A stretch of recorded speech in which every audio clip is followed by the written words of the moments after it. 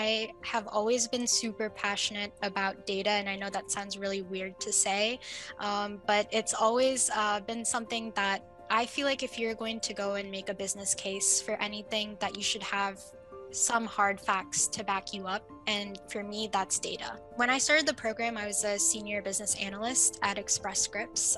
From then, I actually moved into Accenture. So Facebook was my client. I actually worked as a data engineer there for about a year.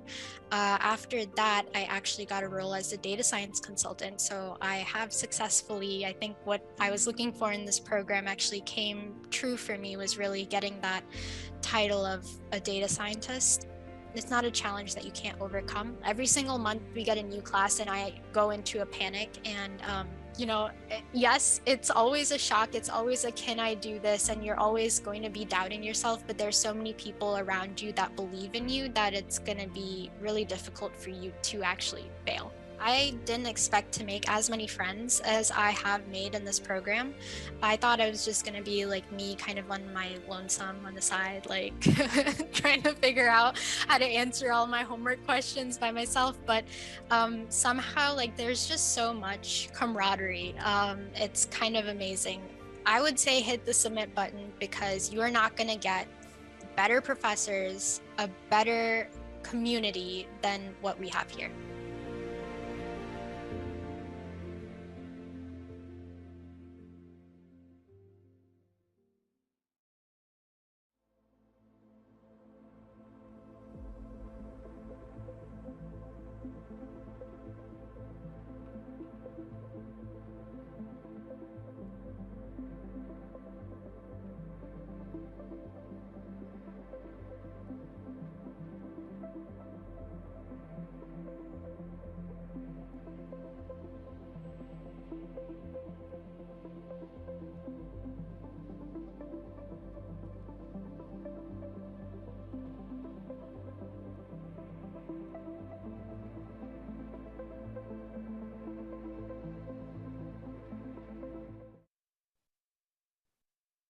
Good afternoon from Ann Arbor, Michigan, home of the University of Michigan, and welcome from wherever you are in the world. My name is Amy Humkus-Hayes, and I'm the Associate Director of Online Programs and the Strategic Advisor to the Leadership Team in Online Programs and Digital Content here at the University of Michigan School of Information.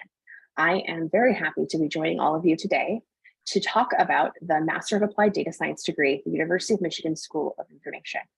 And I'm particularly enthused because I'm joined by three esteemed faculty colleagues, including our new program director, Kevyn Collins-Thompson, who are here to answer any and all questions that you have about the MADS degree. So I'm going to go ahead and start by allowing our presenters to introduce themselves, and then we'll talk a little bit about the format for about the hour that we'll spend together today. Kevyn, I'll let you go ahead and start us. Thanks a lot, Amy. Yeah, it's great to welcome you all to this session. As Amy mentioned, I'm the new director of the MADS program, taking over from the founding director, Chao Jiumei, who did a fantastic job at launching the program. My background is in search and recommender systems and machine learning. And in fact, I teach a couple of the machine learning core courses in the curriculum, and I also guide the Milestone 2 project course. So I'm delighted you're all here. Thank you so much, Kevyn. Elle? Hi, I'm Dr. Elle O'Brien. I'm a lecturer and a researcher at the University of Michigan School of Information, and I designed and teach the Capstone, which is a project-based course that all students do when they're completing their MADS degree that helps them launch their portfolio as a data scientist. Thank you so much, Elle. And Paramveer? Thanks, Amy. Hi, everyone. My name is Paramveer Dhillon, and I'm an assistant professor in the School of Information. My research interests are in machine learning, natural language processing, and data mining. And I teach MADS courses on data mining 1, data mining 2, and on deep learning. Thank you. Thank you. So we'll have about an hour to spend together today with faculty that are teaching in the MADS program, as well as doing research and contributing to the larger University of Michigan School of Information community. I welcome you to pose questions in the live Q&A chat that we have featured here on YouTube today. So you can have any and all questions answered about the maths degree directly from faculty who are teaching in our program. You are also welcome to ask administrative questions about the maths program. So things like admissions questions, for example. I can't guarantee that we'll necessarily have the time to get to all of them, but certainly any and all questions are welcome in this format. And in an instance where we don't get to your question, or if you have a really specific question, something that would be very true to your own experience or to your profile as an applicant, I strongly encourage you to reach out to umsi.mads, M-A-D-S, at umich.edu, so our admissions team can take a look and get back to you. So for now, I'm going to go ahead and start with some questions that I have for our faculty panelists while I wait for all of you to pose your questions about the maths degree program. And again, this is your opportunity to learn directly from folks that are teaching in the maths degree program about how our courses function in a 1-month model, about how we teach data science and the ways in which we focus on the applied nature of data science. What does that even mean, right? How do our faculty define what applied data science is? So any and all questions are welcome here today. So as we get started, I'm going to go ahead and ask our faculty to answer a couple of questions that always come up when we host these webinars about the maths degree. So first, I'm going to go ahead and ask Kevin. One of the things that you and I talk about often, Kevin, is what distinguishes our degree from other degrees in data science generally, and specifically other online data science degrees in the larger portfolio of data science degrees, particularly in the US, but also sometimes overseas. Can you tell us a little bit about what distinguishes the maths degree from your view? Absolutely. So I think the number one thing is that, the Master's of Applied Data Science program reflects the values of the School of Information. And so we see data science as much more than just a set of algorithms or just a set of statistical distributions of facts. We try to take a holistic view of data science and an inclusive view of data science. And so we really try to have that reflected in our curriculum and in the way that we run the program.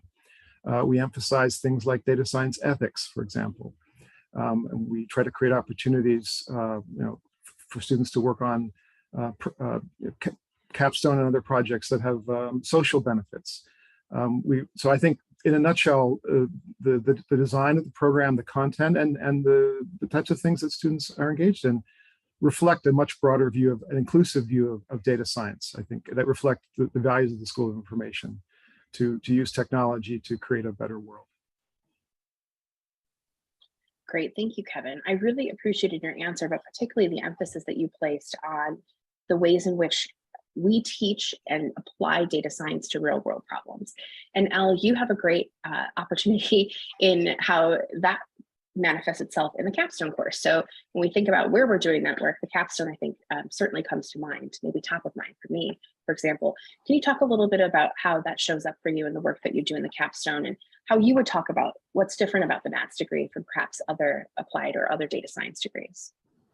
Yeah, so a lot of our students take on really ambitious and socially engaged projects, and they often do that using, faculty and expertise that's already part of the University of Michigan. So we've had, teams of students pair up with professors who are working on wildlife conservation, trying to detect, instances of illegal animal products being mailed across international borders from postal records. We've had students working with the Michigan ACLU, so, a local organization, even though the students are not necessarily local themselves, they live, all over the world. Every crop of people who come through, the Capstone tend to really amaze me with the ideas that they have for using, resources that we have specifically at the University of Michigan, such as, our immense library of data sets through the university library, through the faculty that are on campus. And it's always pretty inspiring because they're so creative. But I like to think that we try our hardest to give them, all of the resources they need to carry out that vision once they bring their, creative idea. So I would say that even though it's a fully remote program, it can be remarkably social, and it's kind of astounding how easy it is to feel a sense of community. At least I do, among the students. Thank you, Elle. I think you did a really incredible job of not only showing the diversity of the kinds of projects that students are tackling in the Capstone course and where they're having real world impact, but also you mentioned something that's really critical to who we are, and that's talking about the strength of the community, that we often get questions about how much or little students will feel alone as an online learner, for example, and that we've done a really good job in the MADS community of ensuring that folks feel connected to each other and to our faculty. Paramveer, you also, of course, see this firsthand because you teach in the MADS degree. And I was hoping that you could tell us a little bit too about your experiences in the program and what you think makes us unique.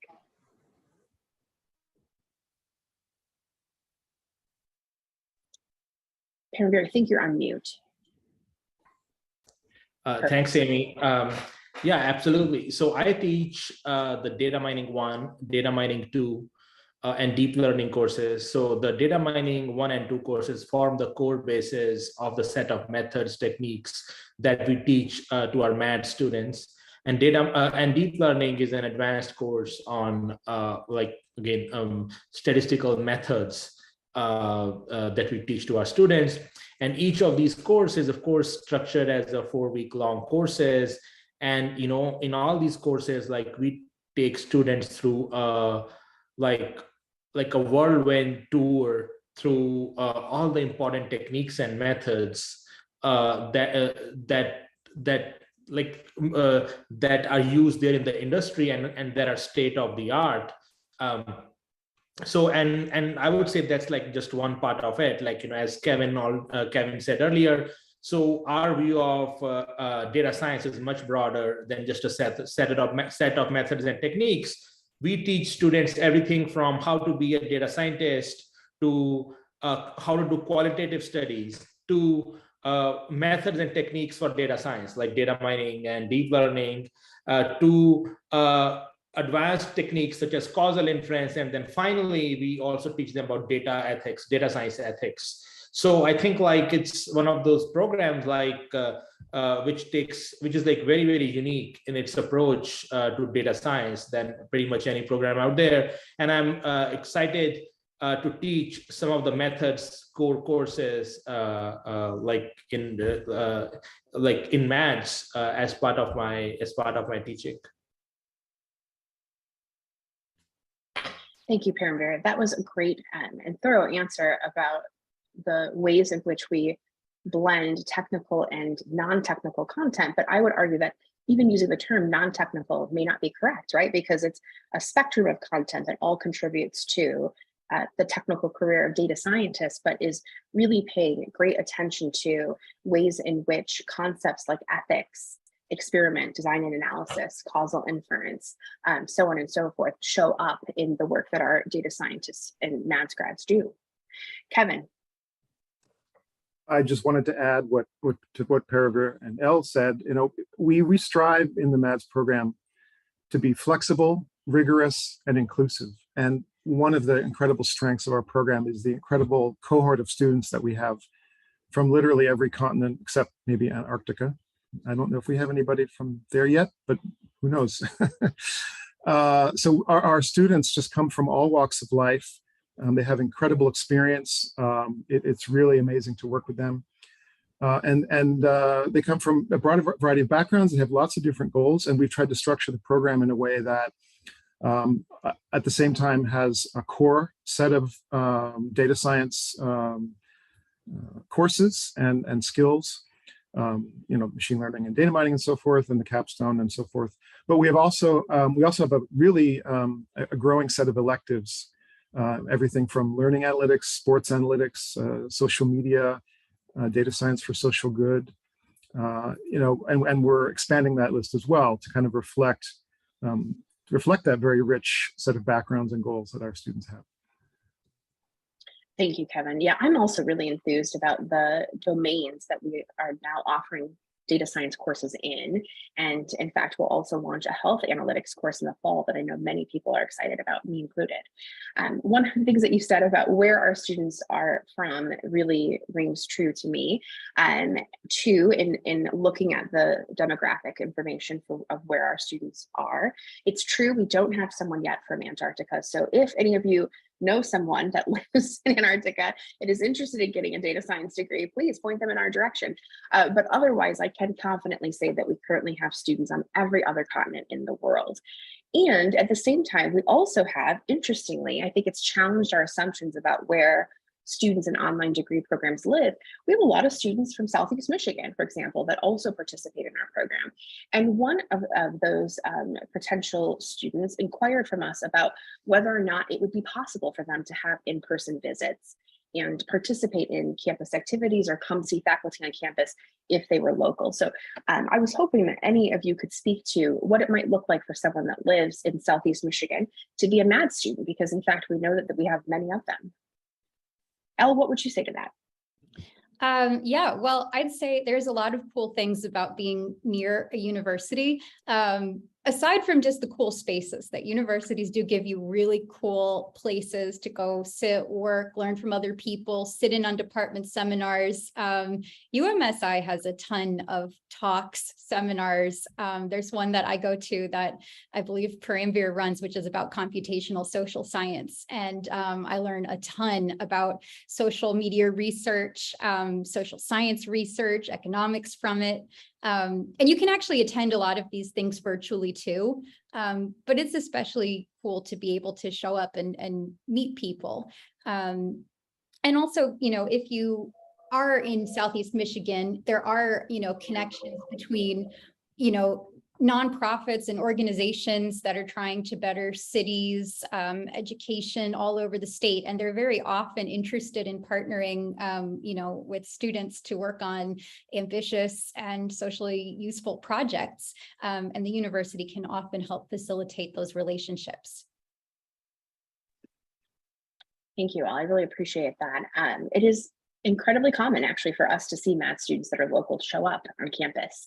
And as you indicated, there's a lot of advantages to being in a college town, but we also have really intentionally created an experience where you don't have to be in this college town. You can come visit us if you want to, or you can never come to Ann Arbor, but you can still feel a really strong sense of community in the MADS degree.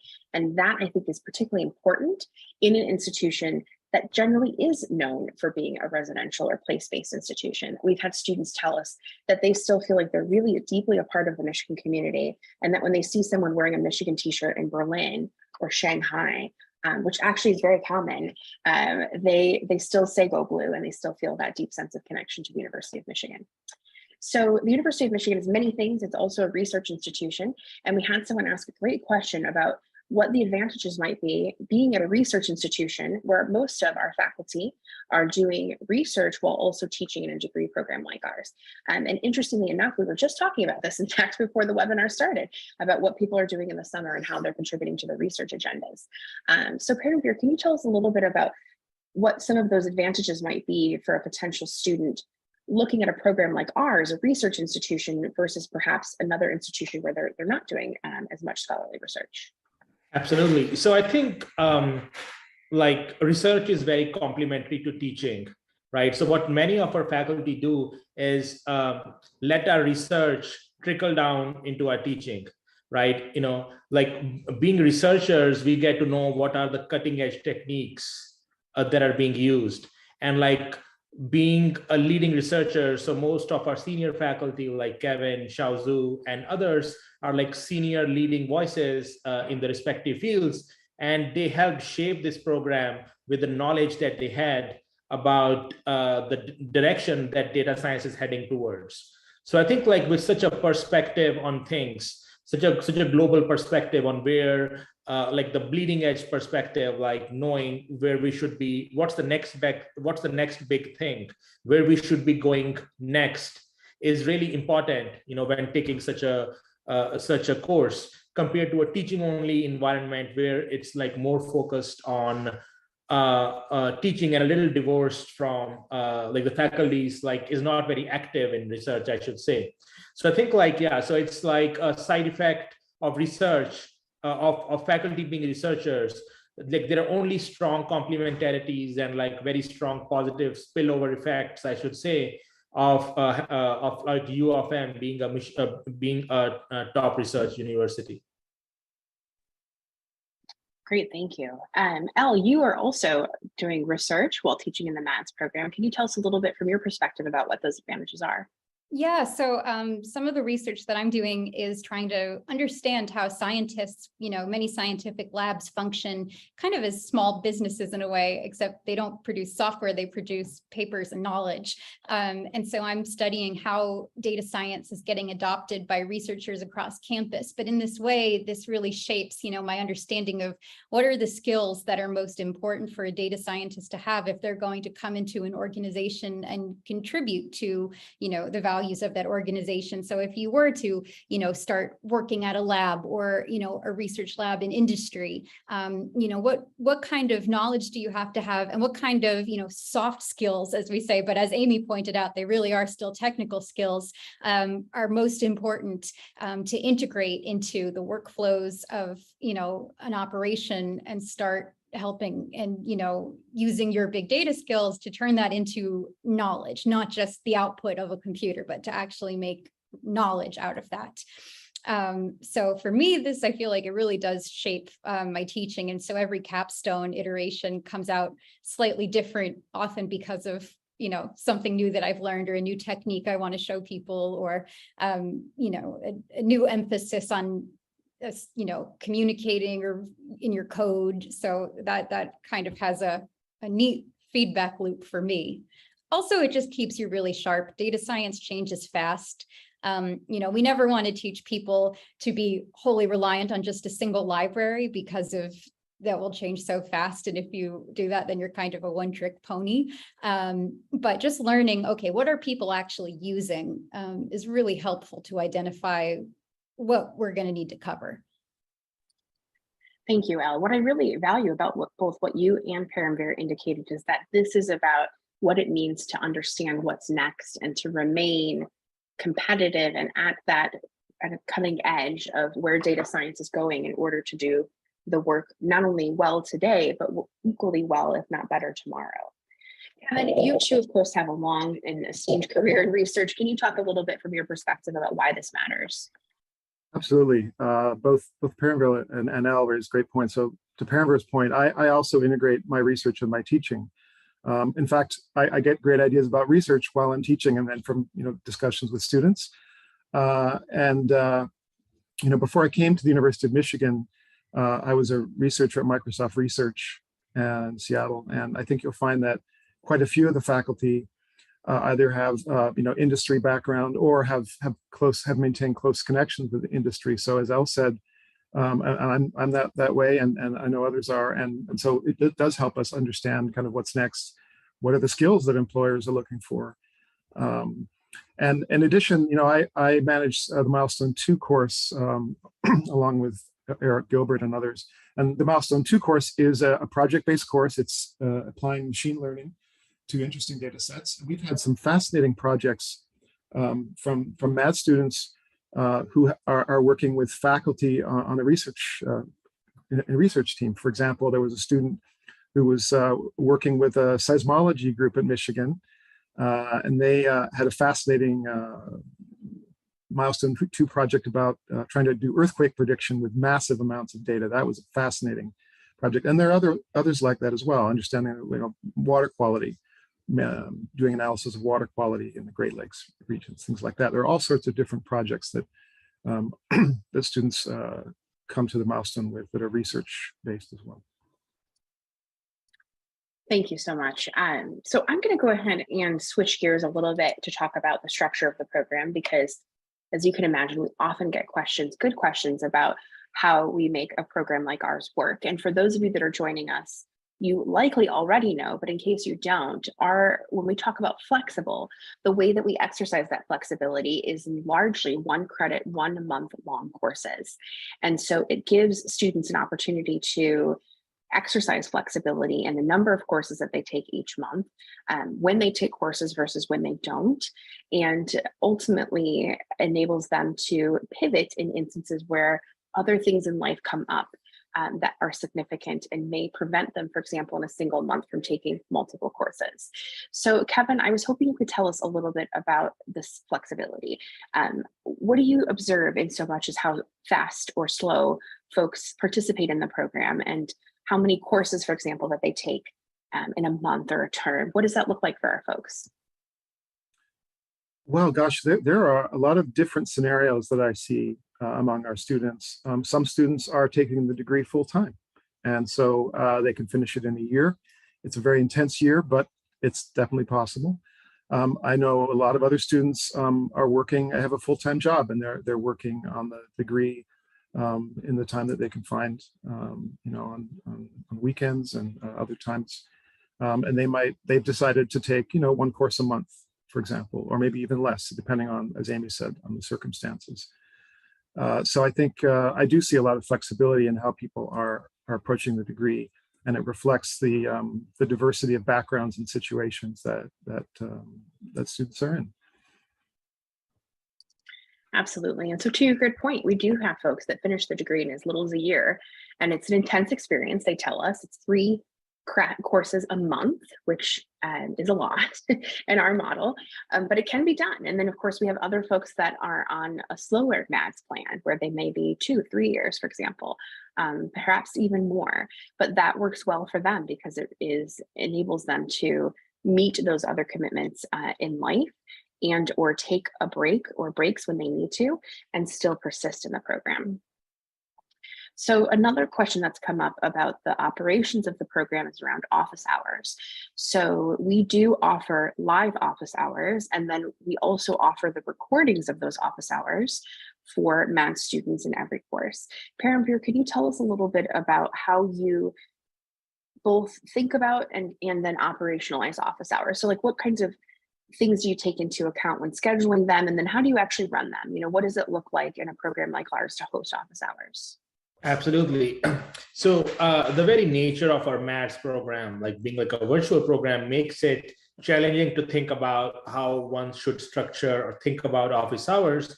And office hours are a main point of contact, a main point of interaction between the students and the professor who's teaching the course over that 4-week period where that module is being taught.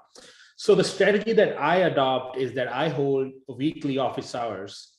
And in weekly office hours, like I ensure that I alternate the times and like to accommodate students in different time zones. There are lots of our students who are, as Amy, you said earlier, like in Southeast Michigan, just where we are, like Greater Detroit area, but many of them are in China or India or Hong Kong or in Europe or on the West Coast. So I usually like schedule my office hours to try to accommodate most of them. And just wanted to mention that in addition to the instructor office hours, there are GSI or like teaching assistant office hours. So what I also ask my teaching assistants is that, like we should spread our office hours over the entire week so that we have a continuous set of interaction with the students spread throughout the week, and that we equally accommodate the students in all the different time zones, and that we are not preferring any particular time zone based on where our students are coming from, right? And yeah, and I think like, my office hours get lots of attendance from students from all over the world. And it's amazing to see like the amount of questions that are being asked and like the interaction that happens during those office hours. Thank you. What I particularly appreciate about your response is the deliberate nature in which we evaluate where our students live and then respond accordingly in how we schedule office hours. So we have tools, for example, that we can use to help us understand where people are located, and then we can structure our office hours around those locations. Understandably, not always reaching every location equally well, but certainly trying our best to get as many as we can. And then also knowing that our office hours are always recorded. So in an instance where you can't join live, you can always watch the recording. Yes. We also have a number of faculty that are willing to meet with students outside of a scheduled office hour in an instance where it's just an impossibility for you by virtue of where you live. So one of the things that I deeply appreciate about working with faculty in this program is how responsive folks are to meeting with students, however and wherever that may be. So thank you, Paramveer. Kevyn, one of the things that you talked about earlier was how the maths degree is really committed to ensuring that we're teaching data science to a diverse number of people, or or thinking about diversity in a number of ways. And so for us, that may look like geographic location, it may look like profession, for example, and it may look like folks that have ample experience in the Python programming language, mathematics, statistics, and conversely, it may look like the person that was like, wow, the last time I did mathematics was in my college calculus class 20 years ago, and how we're really a program for all of those folks. Can you tell us a little bit more about how people can prepare for and what we do in our program to really help support people with the math and stats, particularly because we often hear like, I'm afraid of the math, right? I'm scared of the math. Can you talk a little bit about that? Sure. Well, yeah, we've worked really hard in the maths program to jointly kind of plan the sequencing of courses in a way. So we don't treat the courses as these sort of independent units. We've really put a lot of thought into how can we scaffold someone's path, someone particularly who is coming in who may not have taken statistics in a while, who may not have, may not be a professional programmer. How can we get them from where they are to the point where they're able to do these great, for example, projects in Elle's course, or take unsupervised machine learning or Paramveer's deep learning course. So we are putting a huge amount of thought and effort into synchronizing the courses so that they do that well. And I would say that I guess a good preparation for the program would be to get familiar with Python programming, to be comfortable with some of the abstractions that you see when you're programming, things like functions. It doesn't hurt to come in with a little bit of remind yourself a little bit about what a matrix is and what vectors are. You don't need to be a master of linear algebra to start the degree. But there are things like that, just different, get familiar with different data types and how to maybe play a little bit with them in Python. And that's sort of the level that we have. We do have a minimal sort of level of things that we expect in the admissions process. But one of the things that I know I'm proud of, and I'm sure other people on the MADS team are proud of, is just our graduates. Like we've seen incredible stories of people who have come from one career that you would never even necessarily imagine they would sort of be able to pivot and do something completely new in data science. So our graduates are our best ambassadors, and we've had a lot of really cool sort of trajectories of students that have come through, and so we are trying to support that diversity of background throughout the program. Thank you. So speaking of support, we've gotten a number of good questions about the Capstone and Milestones and how we support students through that process, how we enable them to take the lead on a topic or topics that are really most interesting or salient to who they are and what they want to practice as a data scientist. And then we provide a lot of structure and support along the way. Elle, can you talk a little bit more about what this looks like in action? Because as you know, the Capstone projects have varied quite significantly. How do we provide appropriate mentorship across those different domains? And what does that structure look like? Sure.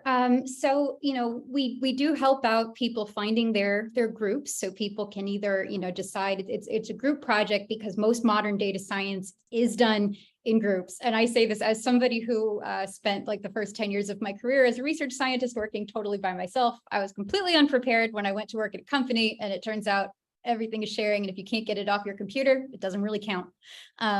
So, we help people find groups, or they know one another from previous Milestone project-based classes. Sometimes they come in with ideas that they want to do. Or we also have a list of projects and interesting data sets that we suggest if you'd rather take on one of those. Anyway, the sort of way it works is that people propose their projects. They kind of make like a contract about what it is that they're planning on carrying out. And then the teaching team reviews, we do feedback on those to help people really shape up, okay, is the focus of this right, for something that we can actually accomplish here? What resources are you going to need? And then we can have some conversations about what sort of computing support do you need? Like we have students who use our, the university's high performance computing cluster, Great Lakes. We have students that use tools like Amazon Web Services, and we have students that just work in a Jupyter notebook on their computer. So, we help people figure out what resources they're going to need. Sometimes there's some, facilitating, making sure they get the right data. And then we go into weekly check-ins. So everybody checks in with the teaching team on a weekly basis. Every team gets a personal mentor. So the mentor is somebody from the faculty that's supervising them. It's very much up to people how often they want to take advantage of that. For some people, I think they really want to be independent. And so, as long as you check in with us, as scheduled and let us know, that's fine. Other people, they want to meet for an hour a week, and that's okay. We can do that too. So I have had groups that, we're in very close contact like that, and others where they're more independent. And then something cool that we do is every 2 weeks, we have video stand-ups. So kind of because of everybody in the class is working on their own projects, a good way to get everybody to see what everyone else is doing, inspire one another, and help each other get unstuck is people share a 5-minute video update from their team about their progress, any roadblocks, and what they're going to do next. And then they, respond to one another. And so there's a lot of crosstalk about, hey, maybe you should check out this tool, or I don't know about this part. I don't know how you're going to do that. What's your plan? And so in that way, people help one another, really learn from each other's skills. And the cool thing is that by the time people hit the capstone, they often have really profound skills in some domain, because a lot of people are already, they might have a psychology background or a background in the arts or a background in automotive tech. And then they're combining this with their data science skills. So people tend to be, pretty resourceful by the time they reach the capstone. So yeah, it's got quite a lot of opportunity for, working one-on-one with the professor there. Thank you, Elle. I mean, it really speaks to how we offer both deep and wide support in the program, both with faculty and instructional teams, but as well as how we use a peer-to-peer support model that can be formal or informal, depending on the course. And in fact, we often get feedback that our students are really prone to helping one another. There are moments, for example, where someone will publicly say thanks in our general Slack channel. Thanks so-and-so for really helping me, or I want to give a shout out to this person who in every class that I'm in with them is willing to help me persist, even if they finish the course before I do. That is something that I love to read, and I'm sometimes surprised at how frequent we get that feedback, pleasantly surprised that folks are so willing to help each other. So Kevin, you also have the pleasure of teaching a project-based course, Milestone 2. Can you tell us a little bit about how students are supported in that course and how they make project selections and get some mentorship there? Absolutely. But first I want to mention, because Elle is going to be too modest to mention this, Elle won the Provost Teaching Innovation Prize this year, which is a university-wide award that recognizes exceptional creativity and ideas, that help students and faculty. So thank you for mentioning that. Yeah, it's an incredible honor. Yeah, and very well deserved. Absolutely. So I would say that Milestone 2 is a very important stage of the degree, where you bring together all of the machine learning and the data mining techniques that you've learned over the previous courses, and kind of synthesize them and apply them to real data sets. And in my course, the structure is similar to what Elle described for the capstone. Each team is assigned a coach. And teams can meet weekly with the coach. Of course, we also provide frequent support on Slack, and all of the coaches are faculty who are highly experienced, who have many years of experience in guiding projects. So, for example, my colleague Eric Gilbert has been another Milestone 2 instructor. He's a senior faculty member with incredible project management experience as well. So we have a similar structure and meeting weekly. And then for Milestone 2, the part of the emphasis is on being able to evaluate and get insight on a particular machine learning problem. And so part of it involves actually writing a report to communicate some of the insights that you've had. And so the instructors will provide detailed feedback on the reports, what to look for maybe in future revisions, and what was well done and what could be improved and things like that. So we really try to try to make it a sort of an experience where we have frequent contact with teams. It's not just, here's your data set, we'll see you in a month. It's very much regular contact, regular advice, regular support. Thank you. So we've done a great job, or I should say you two have done a great job, with no we here, of talking about and explaining how our project-based courses work. And of course, there are 3 in the MADS degree, our Milestone 1, Milestone 2, and Capstone. But the majority of our courses are our 1-credit, 1-month courses. And they're sophisticated, right? The topics that we teach on are often really challenging topics. Paramveer, for example, teaches deep learning, data mining 2, data mining 1. Paramveer, can you tell us a little bit about how do you do that well in our format? So in other words, what can people expect? How do you ensure that the rigor is not sacrificed for the time, if that makes sense? Thanks, Amy. Yeah, that's a great question. And in fact, it's a big challenge to teach these courses to students who come from such diverse backgrounds in terms of their prior training in different disciplines. So, so a key, we have some courses which provide strong mathematical foundations to students, where they learn about basic linear algebra, which is the fuel of all the data mining and data and deep learning and natural language processing courses.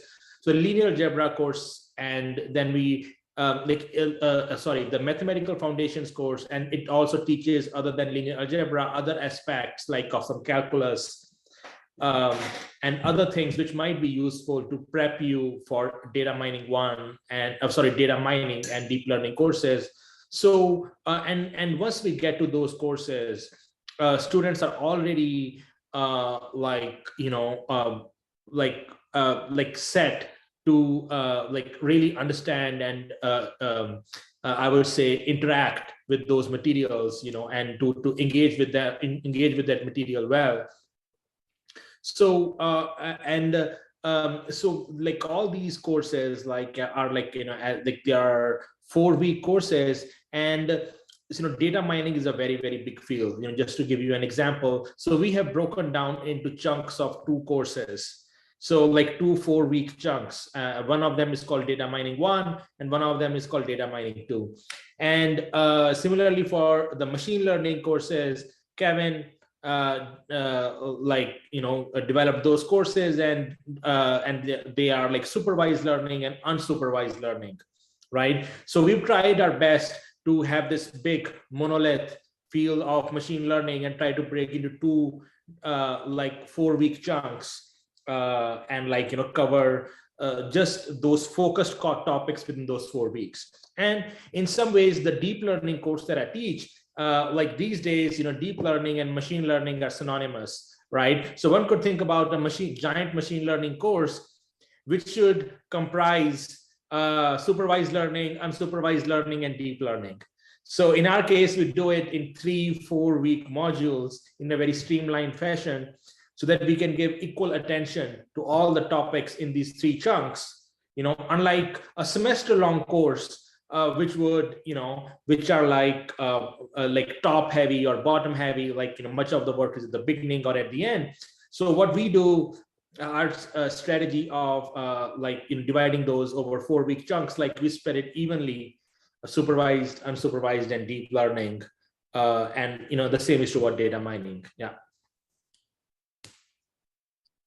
Kevin? I just wanted to mention briefly that I also teach in the residential program machine learning course. And so the combination, as Paramveer said, of supervised learning, unsupervised learning, and deep learning basically follows the same kind of curriculum that master students in the residential program get. Yes. And I actually was going to say, I think MAD students actually get more time beyond the lectures than some of the residential master's classes. So for example, talking about office hours, there are, depending on the size of the instructional team, each instructor has their own office hours. So there could be 3 or 4 different office hours each week. And in my supervised learning course, for example, I had my office hours where I would talk through the assignments. Students could email me to ask for a kind of a mini lecture on a given topic. And so I'd use part of the office hours to give a mini lecture on topics that people suggested. And then other instructors would, for example, a different instructor did case studies with Python, with Jupyter notebooks and Python about specific problems.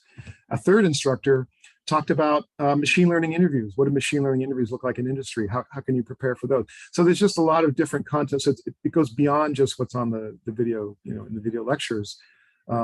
There are several hours of video content, at least in my course, that's live and also recorded for later. So I think the amount of content that is available in these courses that we have is really, in some cases, probably goes beyond what's offered in the residential counterparts.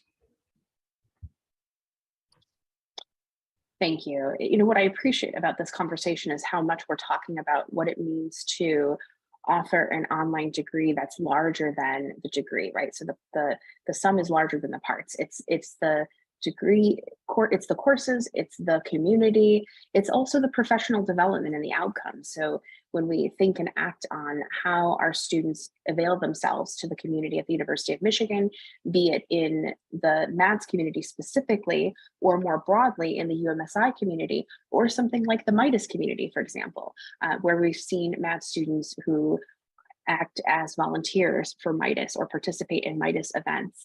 And then of course, it's also where they're getting professional development from their volunteer opportunities or in our engaged learning opportunities that aid them in where they go. And of course there is, where do they go? And we have folks today that are interested in knowing, what do job possibilities look like after the MADS degree completion? Or what would it look like, for example, for a MADS student to go on to get a PhD, for instance, in a data science discipline? And so I was hoping that you, Elle, could just tell us a little bit about, not necessarily employment outcomes, but more so in the conversations you have with students, what do they tell you about where they're going or how they are becoming or have become a professional data scientist in a community of data scientists that's larger than, but inclusive of the MADS program? Yeah, I mean, there's a lot of very cool outcomes. I mean, like many teachers, it's one of the neatest parts is getting to see where people go once they leave your class. So, for a lot of people, they, I imagined when I started that most people would be getting entirely new jobs, but a lot of people use this to leverage transitioning in their own organization to a higher paid position with more data analytics possibilities. So, a lot of the things that they learn in MADS, like using Jupyter notebooks and a lot of the libraries that we're using and the data visualization techniques, all these ways of thinking about really high dimensional and complicated data, that workflow becomes what they use, now at, I'm thinking of one student, actually now they teach some classes too. They teach a sports analytics class, but, they were able to move up in their organization to doing data analytics work. And a lot of it is very similar, I believe, to the things that they had learned in MADS. We do have students who go into entirely new areas. So, I see quite a few students, they go on the market, they do some rounds of interviews. Some of them, they keep me posted on, okay, didn't get this one, gonna try this, and I'll try to connect. I have an open offer with any students that if there's somebody in my LinkedIn network I can connect you to, I will do that. I will put you in touch. So, we try to get them interviews, and I've also written some letters of recommendations for students who, we're going on into PhD programs. So there are students whose capstone projects are very clearly research oriented. And so sometimes students, are exploring an area that they're considering going into for a PhD, and, a PhD is a big commitment. So a capstone project is a good way to explore the area without committing 5 years of your life to it. And then sometimes when they're done, they decide, yeah, I do want to do that. and then they go off to a PhD program. But I think what's really cool is that a lot of people where they start, you know, they do have pretty big career transitions sometimes. I mean, one student that you know, is particularly memorable. She says a lot, I used to be a dental hygienist and now I'm a data scientist.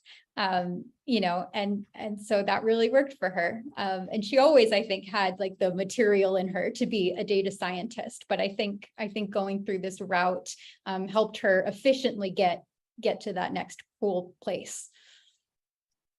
What I love about that story is that student, who is now an alumna, is also one of our intermittent lecturers. So not only was she a dental hygienist who became a data scientist, both esteemed careers, just very different, maybe perhaps careers, but she also is now a lecturer from the University of Michigan School of Information. So amazing things.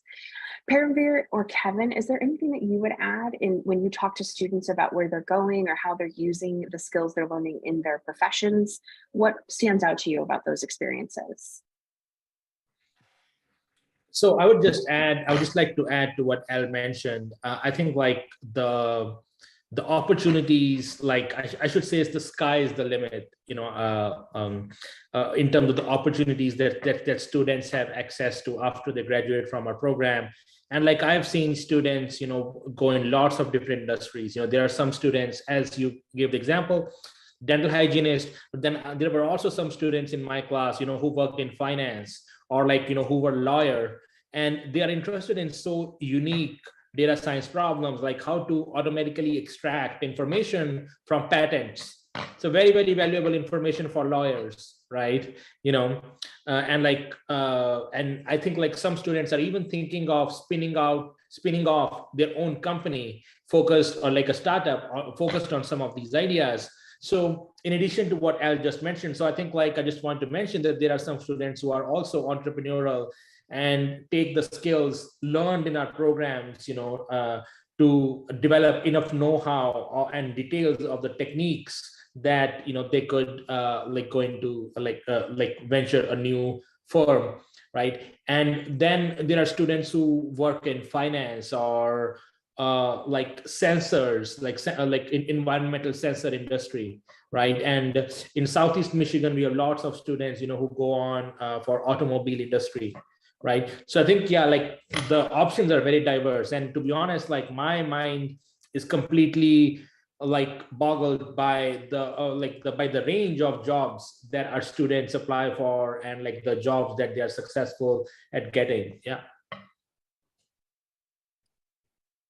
I agree. I'm continually impressed and humbled by the ways in which our students use their maths degrees in just so many incredible ways. And sometimes too, not only limited to their professions, but also to their engagement. So folks that are not only using the skills in their professions, but also contribute their time and skills to organizations or to causes that matter deeply to them. Kevin, anything else you would add there?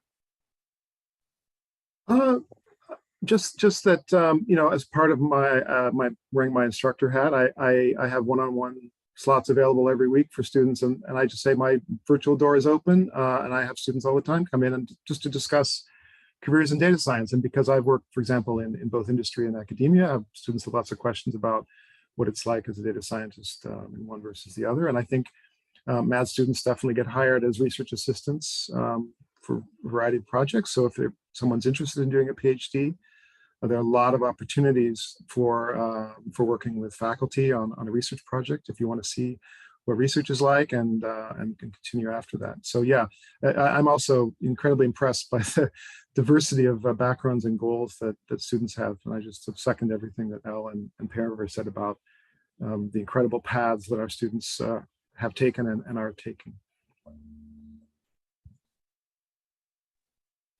Thank you. Yeah, me too. It is just an incredible community to be in. Something that Elle said earlier that really struck me is how people bring their backgrounds to our degree program, right? How our artists bring their visualization skills, how our lawyers talk about data science ethics, how our folks that are passionate about sports bring their knowledge to the ways in which you use data science in sports analytics. It's just incredible what we see every day in what the community brings. So as we start to wrap up, I am going to go ahead and ask just a couple of additional questions. I will tell you, we did get a few admissions specific questions. And so for those folks that are asking questions around things like, are there GPA minimums?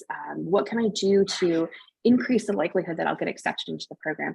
I'm hoping what we're taking away from today's conversation is that we really do treat each individual applicant as an individual. We do a thorough and holistic application review process where we're looking at all aspects of the application, including your undergraduate transcripts and GPAs, but also things like personal essays and a letter of recommendation. And so we encourage you to ask those specific questions to our admissions team at umsi.mads@umich.edu.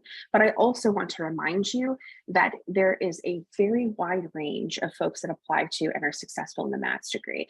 So there's not necessarily one or more things that would make you a competitive applicant. It's really about the sincerity of your approach and why us and why data science. And it's in knowing that we read and treat each application individually and specifically when we're looking at who to admit to our program. So as we come to the end of our hour together, I'm hoping that each of our esteemed panelists can leave us with a few final thoughts.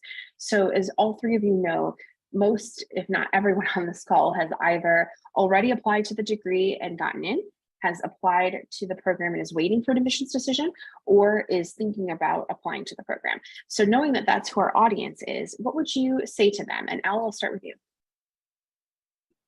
Sure. There are lots and lots of ways to become a data scientist. And so, I think it's important for you to figure out, is this the good fit for you? I think there's a lot to recommend it. But I think you'll know, what kind of environment, suits you and your needs. I know when I was picking graduate school, I did a lot of intellectualizing about it, but at the end of the day, it was kind of a gut decision about where it made me feel like I was home, and that didn't lead me astray. Worked for me. No promises it works for everybody. But there's a really, really wonderful community here. I love my coworkers. I love getting to know the students. I think, as Kevin mentioned, I also teach residentially, and I think I know my math students about as well as I know my students who are actually here in Michigan. And we're a really good place to be if you want, not just like the coding, but also the ethics, the, understanding experiments, understanding, engaging with challenges like social media and misinformation and, deploying machine learning at a huge scale that's going to affect lots of people's lives. I mean, at a School of Information, we think about those things a lot, and I think that comes through in a lot of our classes. So I would be very enthusiastic if you joined us. And if you have any questions, you can also email me and I'll do my best. Thank you so much, Elle. Paramveer? Thanks, Amy. So I would say to all of you that please come join us. Like, as all of us have mentioned, our program is very unique. It teaches you the entire pipeline of data science. And since all of us also teach in residential courses, we can tell you from our experience that there is no difference between like online students and our residential students. So as our dean, Tom Finholt, says, that the only difference between our online degree students and our residential students is that the online students do not have access to the home games of the Michigan Wolverine football team, right? So I think that's the only difference. And even that is being mitigated, because last month we had many students from our maths program visit us on campus, and there was a reception. So it was good to actually see many of those folks in person. So I think many of these digital boundaries are getting blurred, right? So the flexibility that the maths program gives you to be wherever in the world you are, while still learning, from one of the most unique programs in data science, is just unparalleled. So I would suggest, I would recommend to all of you that please come and join us. And if you are in two minds about submitting your application and haven't done so already, So please submit your application, or if you have any questions, feel free to reach out to any of us regarding like any questions that might be preventing you from completing your application. Thanks. Thank you so much, Paramveer. And Kevin. Yeah, I'll just echo that sentiment. Please reach out to me and or the others, anybody else in this call, to if you have any questions at all, things that that interested you during this discussion, things that we might have missed. I'm happy to take your questions later. I would just say, when you join the MADS degree, you're joining a community. You're joining a community of an amazing cohorts of students from all over the world and all different professions. You're joining a community of internationally renowned faculty and instructional staff. You're joining a community of incredible team effort on the part of the people who run the MADS program, like Amy and her team. I mean, we're all delighted to be working in this degree. I think I speak for everyone on this call and beyond that we're energized by this degree. It's meant a lot to us to be able to build up this program.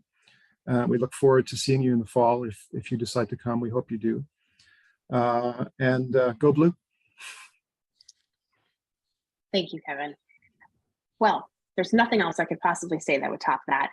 So thank you for joining us for this hour. As I indicated before, if you have any additional questions, please feel free to reach out to umsi.mads@umich.edu. And otherwise, as Kevin so aptly pointed out, as always, go Blue. Hi, everyone.